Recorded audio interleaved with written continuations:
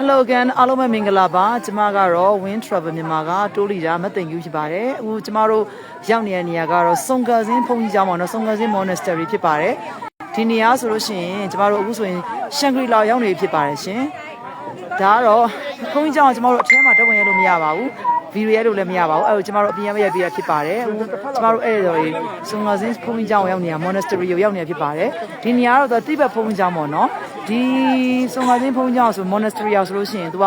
Little Potala လို့လည်းသူကနာမည်ရပါတယ်ပေါ့နော်သူက Potala Palace ပေါ့တိဘက်က Potala Palace လိုမျိုးပဲ Mini Potala လို့လည်းခေါ်ပါတယ်ဒီဘုန်းကြီးကျောင်းဆိုတသန်းပေါ့နော်နှစ်400ကျော်ပါပြီဖြစ်ပါတယ်1800ဆိုတဲ့က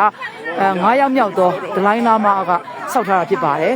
လာမနစင်မှာဒီတိဘက်ယူဆရပါတော့လာမတွေကတေပြီးလာမပြောင်းဝင်စားရဲဆိုတဲ့အတွက်ကြောင့်မလို့9ချိန်မြောက်ဝင်စားတဲ့လာမကနေပြီးတော့ဒီဖုံးကြောင်ဆောက်ထားတာဖြစ်ပါတယ်1800ဆိုတော့ဆောက်ထားတာပါအခုလက်ရှိလဲ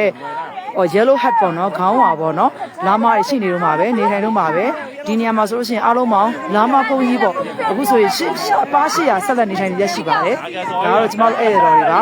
ဒီနေရာမှာလည်းနည်းနည်းအောက်ဆီဂျင်ကျတဲ့အတွက်ကြောင့်မို့လို့ကျမတို့ကဒီအောက်ဆီဂျင်ဘူးလေးတွေတည်လာပါတယ်ရှင်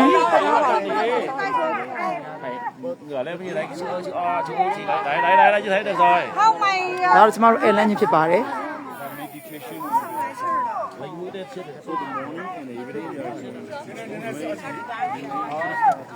โอเคအားလုံးပဲ live လေးကိုအဆုံးနဲ့ကြည့်ပြီးတဲ့အတွက်ကျေးဇူးများတင်ပါတယ်နောက်ထပ် live လေးတွေမှာလည်းထပ်မံဆုံတွေ့ဖို့မျှော်လင့်ပါတယ်အားလုံးကျေးဇူးပါ thank you bye bye